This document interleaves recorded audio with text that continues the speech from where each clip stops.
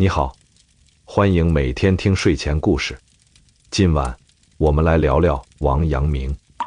在漫长的中国历史上，聪明人很多，但圣人很少，而王阳明是其中最特殊的一个，因为他成圣的路不是铺满鲜花的红毯，而是一条被剥夺了尊严、健康甚至希望的死路。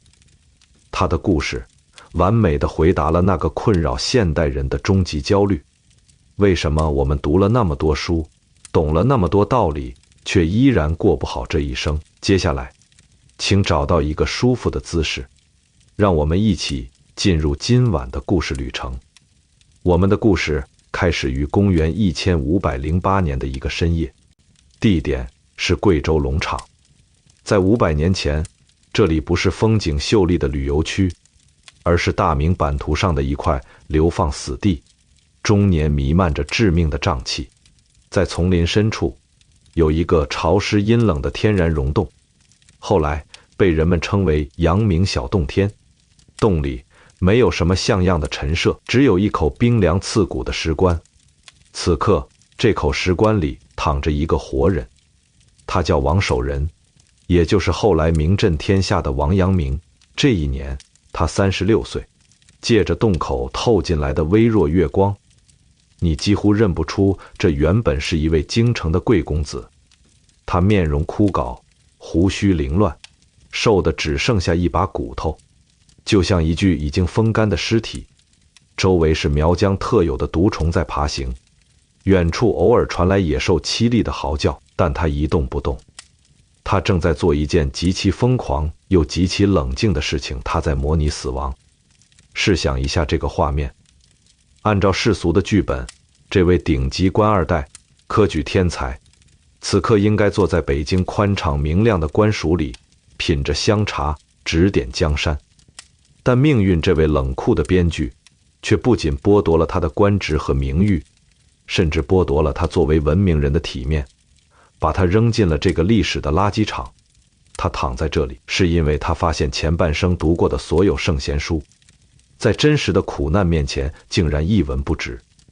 他只能把自己逼进这座石头的坟墓，试图跨越生死的最后一道防线，去寻找那个能让他活下去的答案。时间回到30年前，故事的起点在浙江余姚，这里是江南文脉的汇聚之地。而在余姚，王家是绝对的名门望族。王阳明的祖父王伦是一位隐居的竹林名士，一生淡泊名利，而他的父亲王华则是整个大明王朝读书人的偶像。他后来考中了状元，成为了帝国顶级的官僚。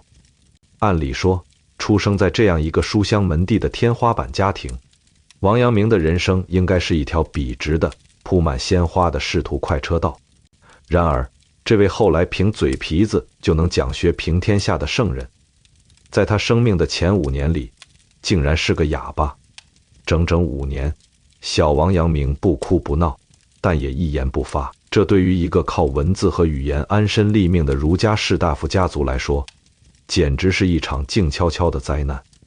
你可以想象那个画面，庭院深深，父亲王华看着这个沉默的孩子，眼里的焦虑一天比一天重。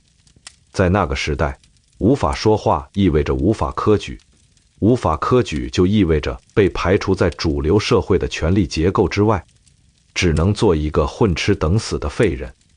这种令人窒息的沉默，直到那个神秘僧人的出现才被打破。那是一个寻常的午后，一位云游的高僧路过王家门口，他没有化缘，而是盯着正在玩耍的王阳明看了许久。然后他摸了摸孩子的头，带着一种悲悯又戏谑的语气，对旁边的祖父王伦说了一句奇怪的话：好个孩儿，可惜道破。这句话是什么意思呢？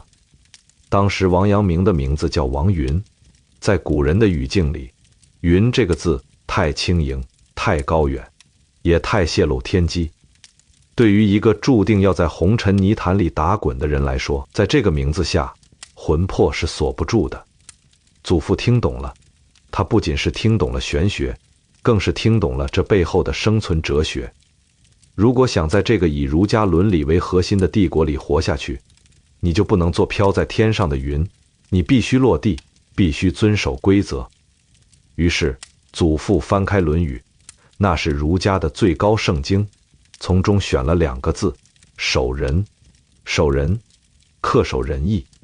这不仅仅是一个新名字，更是一份沉甸甸的契约。王家仿佛在通过这个名字向世界宣告：我们把这个孩子从天上的神仙世界拽下来了，我们要把他塞进儒家的模子里，让他做一个规规矩矩的人。改名之后，奇迹发生了，王阳明真的开口说话了，但这似乎预示了他一生的宿命。他的肉身留在了世俗的框架里，叫守人，但他的灵魂依然是那朵关不住的云。这种灵与肉、自由与规训的撕扯将贯穿他的一生。随着父亲王华考中状元，全家搬到了帝国的中心北京。那时候的北京城宏伟严肃，空气中弥漫着权力的味道。11岁的王阳明被送进了这里最好的私塾，这里坐着的都是帝国未来的接班人，大家的目标非常一致，背诵圣贤书，写出漂亮的八股文，通过科举考试，成为像王华那样的大官。这是一个精密的官僚生产流水线。直到有一天，王阳明让这条流水线卡壳了，他在课堂上站了起来，问了老师一个在当时看来极其愚蠢，简直是脑子进水的问题：老师，何为第一等事？请注意这个问题的分量。一个11岁的孩子在问人生的终极目标。老师愣了一下，大概觉得这孩子是明知故问，便理所当然地回答：当然是读书登第，金榜题名。在老师看来，这不需要讨论，考状元，做大官，光宗耀祖，这就是大明朝所有男人的终极梦想，也是这间教室存在的唯一理由。但王阳明皱了皱眉头，他看着老师，像看一个为了芝麻丢了西瓜的可怜人。他说了一句让全班哄堂大笑的话：登第恐谓为第一等事，或读书学圣贤耳。意思是考状元恐怕算不上什么头等大事，那只是个技术活。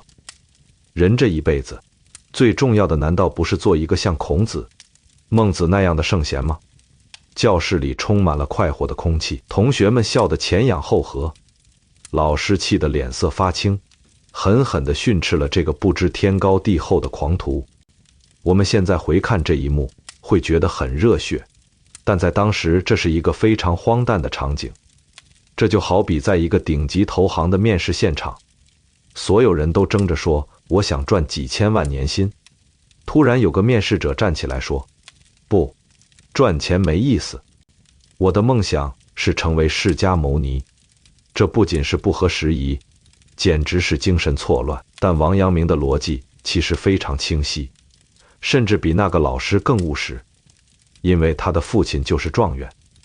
他每天看着父亲早出晚归，在官场的倾轧中如履薄冰，在无休止的文书工作中消耗生命。作为状元之子，他比任何人都早一步看透了这场游戏的底牌。如果第一等事就是当大官，那父亲已经做到了。可为什么父亲看起来并不快乐？为什么这个帝国依然充满了污秽？如果终点本身就是虚无的，那么通往终点的奔跑还有什么意义？这颗叛逆的种子一旦种下，就再也无法拔除。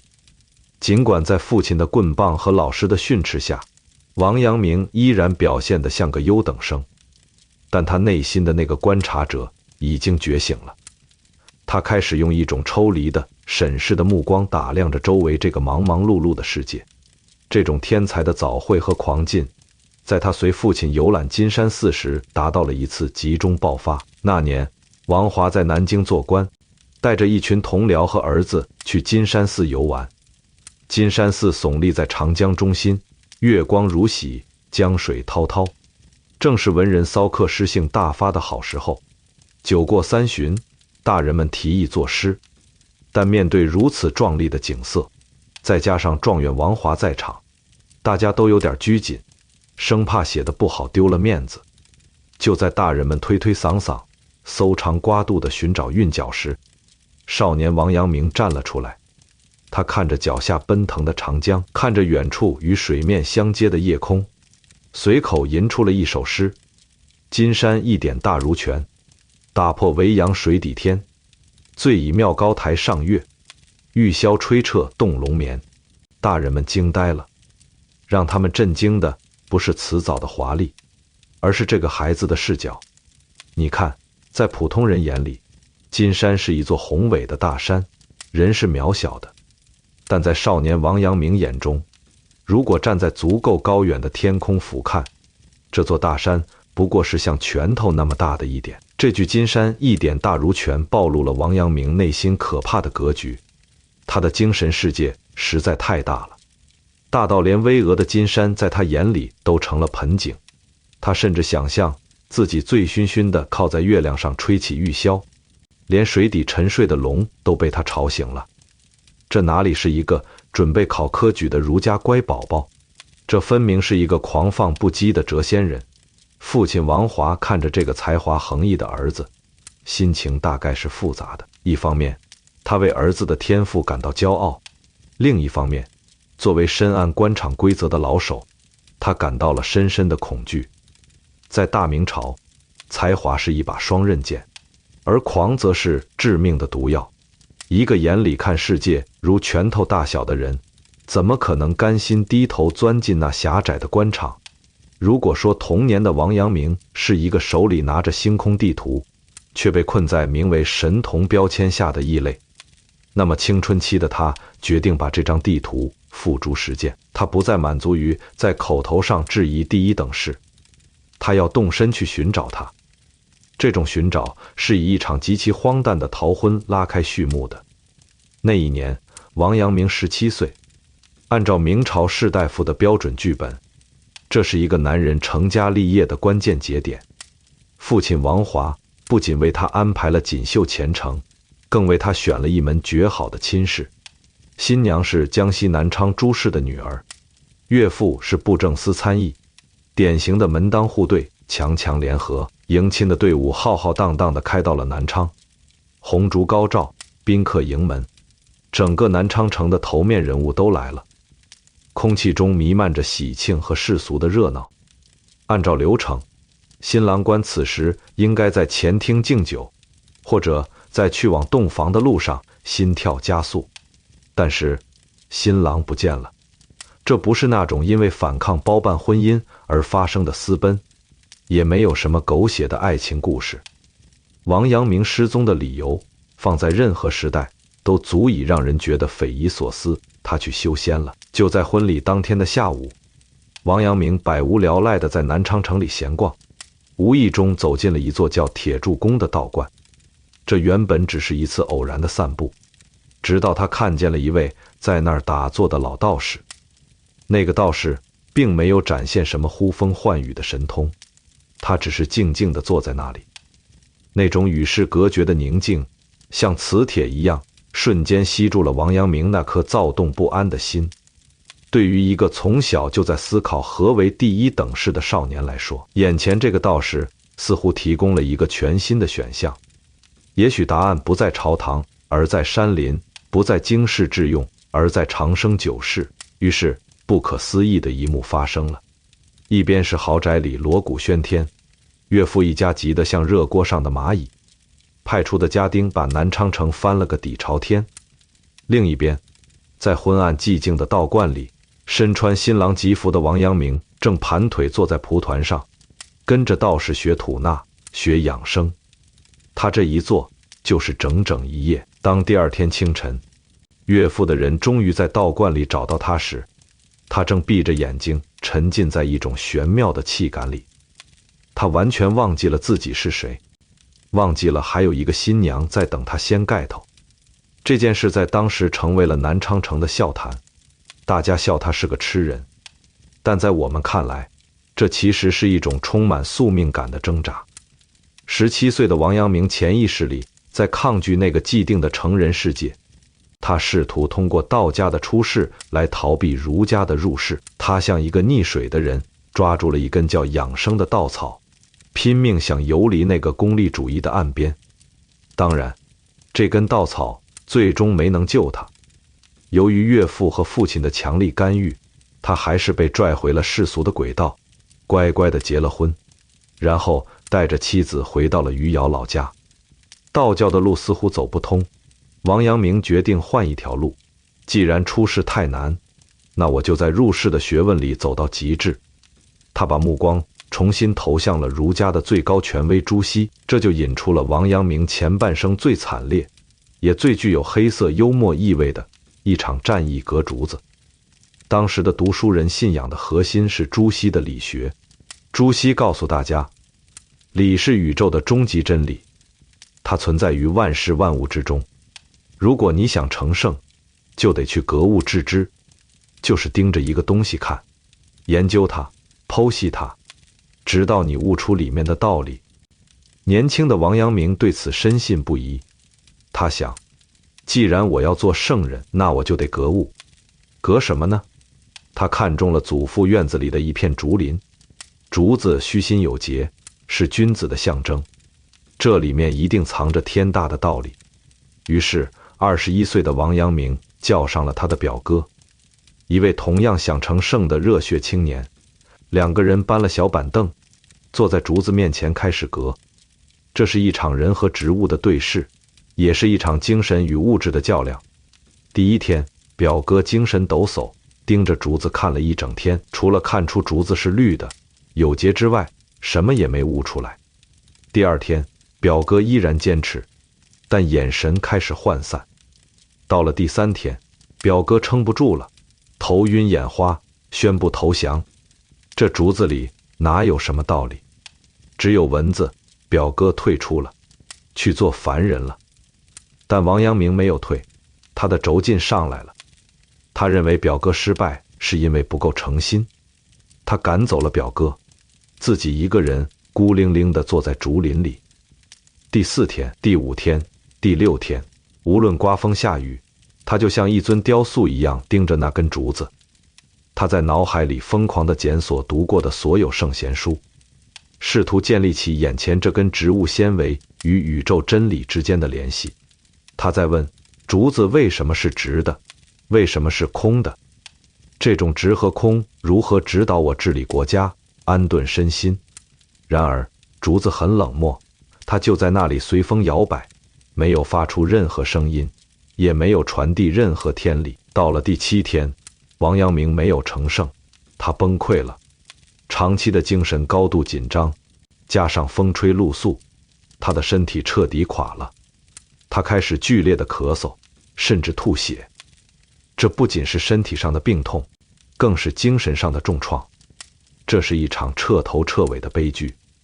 一个绝顶聪明的天才，拿着一本被世人奉为龟干的说明书，严格按照步骤操作，结果不仅没有修好自己的人生，反而把自己搞报废了。躺在病床上的王阳明陷入了深深的绝望。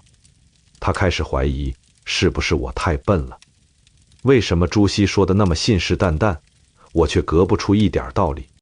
还是说圣贤的境界本来就是骗人的，根本不存在？这次革竹的失败给王阳明留下了伴随一生的肺病根子，但也让他产生了一个极其危险的念头：也许向外去寻找真理这条路根本就是错的。书本骗了他，朱熹骗了他，竹子也骗了他。带着病弱的身体和破碎的世界观，王阳明跌跌撞撞地走向了他人生的第3个关卡——科举。虽然他对科举早已不屑一顾，但作为状元的儿子，他必须给家族一个交代。然而，命运似乎决定要彻底打碎他的骄傲。22岁，王阳明第一次参加会试，信心满满，结果名落孙山。京城的舆论哗然，大家都在等着看状元之子的笑话，或者等着看他痛哭流涕。毕竟在那个时代，科举失败等同于否定了一个读书人存在的全部价值。但王阳明没有哭，面对那些假惺惺来安慰他的人，他说出了一句在当时看来死鸭子嘴硬，在今天看来却振聋发聩的话：是以不得地为耻，无以不得地动心为耻。世人都把没考上状元当作耻辱，但我却把因为没考上而感到羞耻这件事看作真正的耻辱。这句话是王阳明人生哲学的一道分水岭，在这里，他第一次把自我和遭遇剥离了开来。科举落榜，这是一个客观的遭遇，是外部世界的评价体系，而动心是内在的情绪，是自我的主权。我可以输掉考试，但我不能输掉对自己心情的掌控权。如果我的喜怒哀乐完全被一张榜单绑架，那才是作为一个人最大的悲哀。3年后，25岁的王阳明卷土重来，第二次参加会试。这一次，他依然才华横溢，依然是夺冠热门，结果再次落榜。有人说是因为考官嫉妒他父亲故意压制他，也有人说是因为他的文章太狂不合考官胃口。不管原因是什么，现实就是这位天才再次被拒之门外。如果你是王阳明，你会怎么想？你会觉得老天不公吗？会觉得才华无用吗？连续的打击反而让王阳明的心变得像铁一样冷硬，也像水一样平静。他在京城组织诗社，谈笑风生，仿佛那个落榜的人根本不是他。这不是装出来的淡定，而是一种在无数次碰壁后生长出来的铠甲。在这里，我们看到的不是一个光芒万丈的圣人，而是一个处处碰壁的倒霉蛋。他想通过道教寻找自由，结果被抓回去结婚；他想通过理学寻找真理，结果把自己割吐血；他想通过科举证明能力，结果连考连败。17岁到28岁，这是一个人最宝贵的青春10年。对于王阳明来说，这10年是一场漫长的迷路。他敲遍了每一扇门，道教的门、理学的门、功名的门，每一扇门都对他紧闭，或者打开后发现是死胡同。命运似乎在用这种残酷的方式告诉他：别找了，外面没有路。这只是一张逐渐收紧的大网。就在王阳明终于在28岁那年考中进士，以为人生终于要步入正轨的时候，一张更大的带着血腥味的网已经在朝堂的阴影里张开了。时间来到了公元1506年，这一年，王阳明35岁。在大明帝国的官僚体系中，这是一个尴尬的年纪。按照世俗的标准，此时的他已经不再是那个盯着竹子发呆的怪咖少年，而是兵部的一名主事。他穿着补服，戴着乌纱，每天在庞大的国家机器里处理公文，看起来已经完全被驯化成了一颗合格的螺丝钉。但是，历史的宿命感往往就隐藏在这些看似平静的日常里。一场足以摧毁他、重塑他的巨大风暴，正在紫禁城的红墙深处酝酿。当时的皇帝是著名的顽童明武宗朱厚照。这位皇帝对治理国家没什么兴趣，却对玩乐情有独钟。权力的真空迅速被填补，以大太监刘瑾为首的八虎掌握了帝国的实际控制权。一群生理残缺、心理扭曲的宦官成为了这个以儒家道德为基石的帝国的最高审判者。正直的官员开始被清洗，南京科道官戴思燕的等人因为说了几句真话，就被刘瑾下令逮捕，押往北京。满朝文武噤若寒蝉。大家都知道，这时候谁敢站出来，谁就是往枪口上撞。但王阳明站出来了，他不是那种愣头青式的热血冲动，而是一种基于逻辑的必然选择。记得他在私塾里问的那个问题吗？何为第一等事？如果读书是为了做圣贤，那么当忠良蒙冤、社稷将倾时，一个圣贤该怎么做？答案只有2个字：发声。他上了一道陈情书，言辞并不激烈，却字字珠玑。这封奏书没有救下戴兴，却成功的把自己送进了刘瑾的黑名单。惩罚来得极快，而且极其羞辱。刘瑾没有直接杀他，而是赐予了他一项大明官员的专属噩梦廷杖。行刑地点在午门，这里通常是颁布诏书、彰显皇恩浩荡的地方，此刻却变成了屠宰场。王阳明被锦衣卫像拖死狗一样拖到大殿前，在众目睽睽之下被剥去官服，褪去底裤。请想象一下这个画面，一位饱读诗书、视名节如生命的士大夫，在光天化日之下赤身裸体，这不仅是对肉体的摧残，更是对尊严的公开处决。40棍，整整40棍，每一棍都像是历史对他前半生所有骄傲的嘲弄。你不是要学圣贤吗？这就是圣贤的代价。你不是想格物致知吗？此刻打在你身上的棍子就是最真实的物，钻心的剧痛就是最深刻的知。当刑罚结束时，王阳明已经是一团血肉模糊的烂泥，他昏死了过去，气息微弱的几乎感觉不到。所有人都以为他死定了，甚至连那个负责行刑的锦衣卫可能都觉得这不过又是一个不知天高地厚的书生，马上就会变成乱葬岗里的一具无名尸。但他奇迹般的挺过来了，在赵狱那阴暗潮湿的地牢里，靠着顽强的意志，他从鬼门关爬了回来。但这仅仅是开始。刘瑾见他没死，便大手一挥，把他流放到贵州龙场。贵州龙场在当时的地图上几乎等同于世界的尽头，那里没有驿站，没有汉人，只有连绵的原始森林和被称为南蛮的少数民族。更重要的是，那里终年瘴气弥漫，去的人十有八九回不来。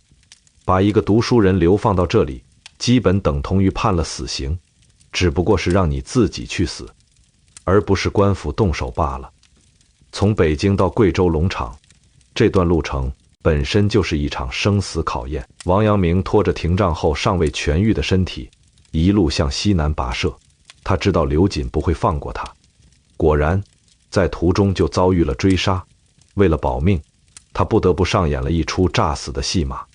在钱塘江边，他留下衣物和遗书，制造投江自尽的假象，然后化妆成乞丐，走小路，钻山林，像一只被猎杀的野兽一样逃亡。这是一个多么荒诞的画面！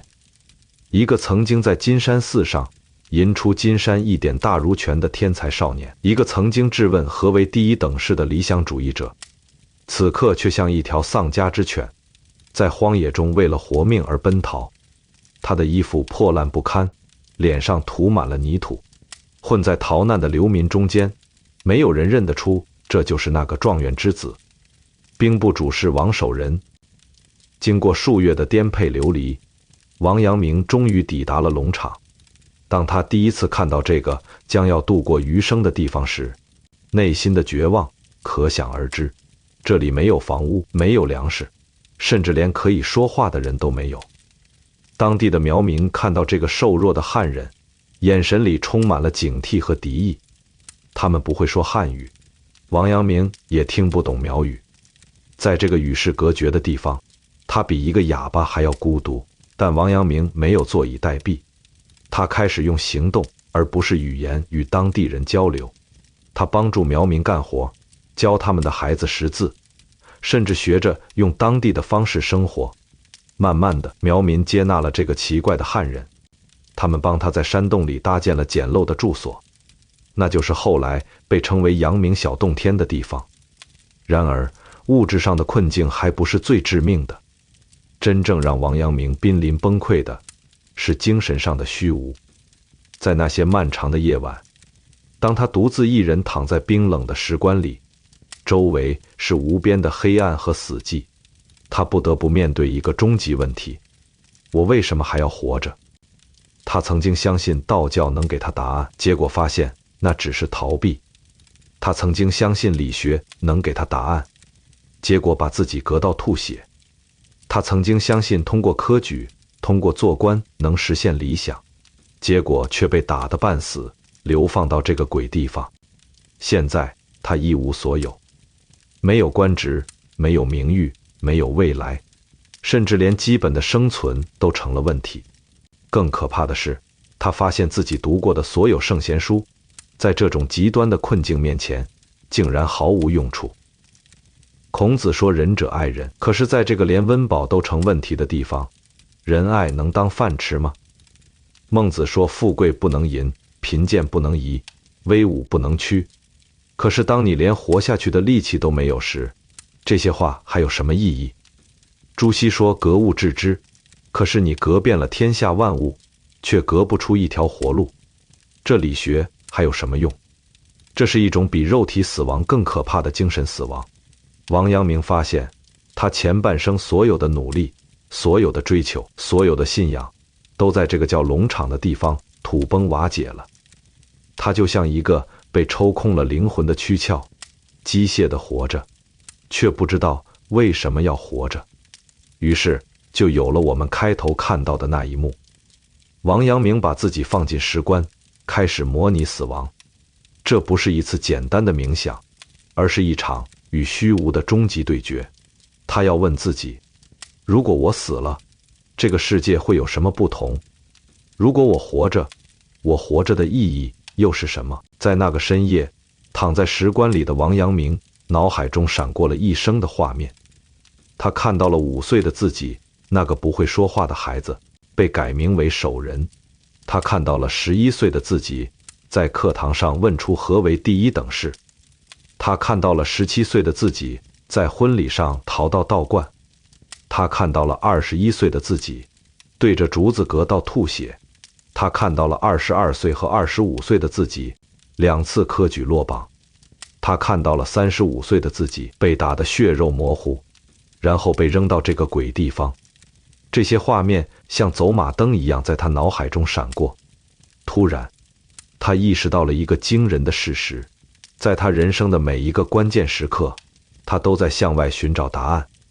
他问老师什么是第一等事，他问道士如何长生，他问朱熹如何成圣，他问科举如何证明自己，他问官场如何实现理想。但是没有一个外部的答案能够真正解决他内心的困惑。就在这一刻，一道闪电划过了他的脑海，他突然明白了，也许我一直在错误的地方寻找答案，也许答案不在外面，而在里面，也许圣人之道不是通过格物得来的，而是本来就在我心中。这个念头一出现，就像一把钥匙，瞬间打开了一扇紧锁了36年的大门。王阳明猛地从石棺里坐了起来，他的眼睛在黑暗中闪闪发光。他大笑起来，笑声在空荡荡的山洞里回荡，惊起了栖息在洞顶的蝙蝠。他终于明白了，圣人之道不是在竹子里，不是在书本里，不是在外部世界的任何地方，而是在每个人的心中。你不需要向外格物，你需要向内求索。你不需要等待外部世界给你答案，你自己的心就是答案。这就是历史上著名的龙场悟道。在那个深夜，在那个被世界遗弃的角落，在那口象征着死亡的石棺里，王阳明完成了一次精神上的重生。他创立了心学，提出了心即理、知行合一、致良知等核心思想，从此与朱熹的理学分道扬镳，开创了中国哲学史上的新篇章。但这次顿悟并不是故事的结束，而是一个新的开始。因为王阳明很快就发现，悟道容易，行道难。你在山洞里想明白了宇宙的真理，但当你走出山洞，面对现实世界的复杂和残酷时，你的理论能经得起考验吗？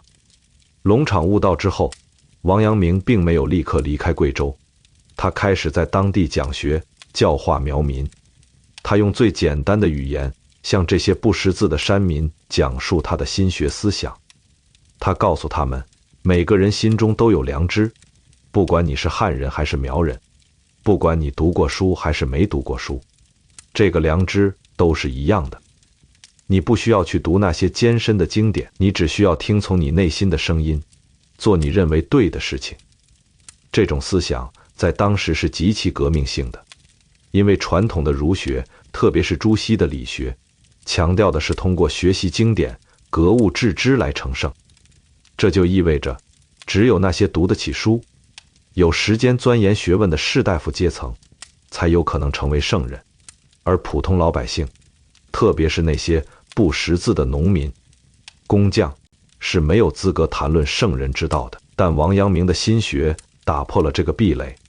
他说，圣人之道不是少数精英的专利，而是每个人与生俱来的权利。你不需要读万卷书，你只需要倾听你内心的良知。这个思想在某种程度上是对整个封建等级制度的挑战。当然，这种挑战很快就引来了麻烦。朝廷中的保守派官员开始攻击王阳明，说他的学说是异端邪说，会动摇国家的根基。但此时的王阳明已经不再是那个会因为外界评价而动摇的年轻人了。他在龙场的石棺里已经死过一次了。一个死过一次的人还有什么可怕的呢？1510年，在龙场待了3年之后，王阳明终于等来了调令，刘瑾倒台了，他被重新启用，调往江西庐陵担任知县。从此他开始了人生的下半场。如果说前半生是一个不断碰壁、不断失败的过程，那么后半生就是一个不断验证、不断实践的过程。在庐陵，王阳明展现出了惊人的治理才能。他不是那种只会坐在衙门里发号施令的官僚，而是深入民间，了解百姓疾苦。他推行新政，打击豪强，兴修水利，发展教育。短短几年时间，庐陵就从一个混乱的地方变成了治理有方的模范县。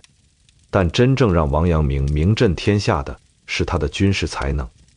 1517年，江西、福建、广东3省交界处爆发了大规模的民变，叛军攻城略地，官军屡战屡败，朝廷束手无策，最后只能启用王阳明。王阳明临危受命，率领一支临时拼凑的军队前往平叛。所有人都不看好他，因为他只是一个文官，没有任何军事经验。但王阳明用他的心学思想创造了一个军事奇迹。他没有采用传统的正面强攻，而是运用心理战、情报战、游击战等多种战术。他深入敌后，分化瓦解叛军。他攻心为上，让许多叛军不战而降。最关键的是，他把知行合一的思想运用到了军事指挥中。他不是坐在后方纸上谈兵，而是亲临前线，根据实际情况随机应变。仅仅用了几个月时间，王阳明就平定了这场持续多年的叛乱。这一战让所有人对这个文弱书生刮目相看。原来，心学不仅仅是一套哲学理论，更是一套可以指导实践的行动指南。但王阳明最辉煌的时刻还在后面。1519年，宁王朱宸濠在南昌起兵造反，这是明朝中期最大的一次叛乱。宁王拥兵10万，占据了江西的大片土地，声势浩大，朝廷震动，皇帝准备御驾亲征。就在这个关键时刻，王阳明再次站了出来。当时他正在福建巡抚，听到宁王造反的消息后，立刻率军回师江西。但他手里只有几千人，而宁王有10万大军，这仗怎么打？王阳明用了一个大胆的计策。他先是散布假情报，让宁王以为朝廷大军已经从北方南下，切断了他的后路。宁王一慌，放弃了原本要攻打南京的计划，回师南昌。就在宁王犹豫不决的时候，王阳明突然发动奇袭，直捣南昌。这一战打得极其精彩。王阳明充分运用了心理战和情报战，让宁王的10万大军陷入混乱。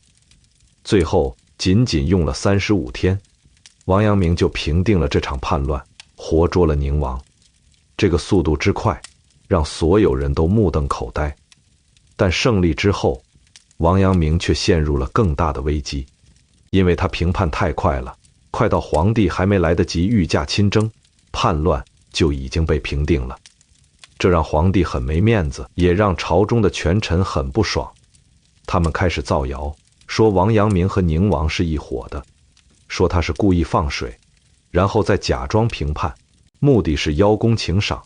面对这些诬陷，王阳明没有辩解，他只是淡淡的说了一句：破山中贼易，破心中贼难。这句话成为了他一生哲学的总结。外部的敌人，不管是叛军还是诬陷，都不可怕，真正可怕的是你内心的恐惧、贪婪、虚荣。只要你的心是正的，外部的风雨就伤不了你。1527年，王阳明再次被派往广西评判。这一年他已经56岁了，身体每况愈下，但他还是拖着病体深入瘴之地，平定了叛乱。在回师的路上，他的病情急剧恶化。1529年1月9日，在江西南安的一条船上，王阳明走到了生命的尽头。弟子问他有什么遗言，他睁开眼睛，说了4个字：此心光明，然后就闭上了眼睛。此心光明，这4个字是王阳明一生的写照。从5岁的哑巴，到11岁质问何为第一等事，到17岁逃婚修道，到21岁革竹吐血，到2次科举落榜，到被廷杖流放，到龙场悟道，到平定叛乱，到最后在船上安详离世。他的一生就是一个不断向内求索，不断战胜心中之贼的过程。王阳明的故事为什么在500年后的今天依然能够打动我们？因为他回答了那个永恒的问题：为什么我们读了那么多书，懂了那么多道理，却依然过不好这一生？答案很简单，也很残酷，因为我们一直在向外寻找答案。我们以为考上好大学就会幸福，我们以为找到好工作就会满足，我们以为赚到很多钱就会快乐，我们以为得到别人的认可就会自信。但王阳明用他的一生告诉我们，这些外部的东西都不是答案，真正的答案在你的心里，你的心就是你的理。你不需要等待外部世界给你答案，你自己的良知就是答案。当你面对选择时，不要问别人怎么看，不要问书上怎么说，问你自己的心，他会告诉你什么是对的。这就是知行合一的真正含义，不是你先知道了道理，然后再去行动，而是在行动中，你才能真正知道。王阳明不是在书斋里悟道的，他是在龙场那个鬼地方，在生死的边缘，在石棺里模拟死亡的时候，才真正明白了圣人之道。所以，如果你现在正处在人生的低谷，如果你觉得读了那么多书却依然迷茫，如果你不知道人生的意义是什么，不妨学学王阳明，不要再向外寻找了，向内看看，你的心会告诉你答案。而当你找到了那个答案，当你的心真正光明了，你就会发现外部世界的那些风雨，那些诽谤，那些失败都不再重要了，因为你已经战胜了最大的敌人，你心中的那个贼。此心光明，亦复何言？好了，今晚的故事就讲到这里，希望王阳明的故事能给你带来一些启发。晚安，做个好梦。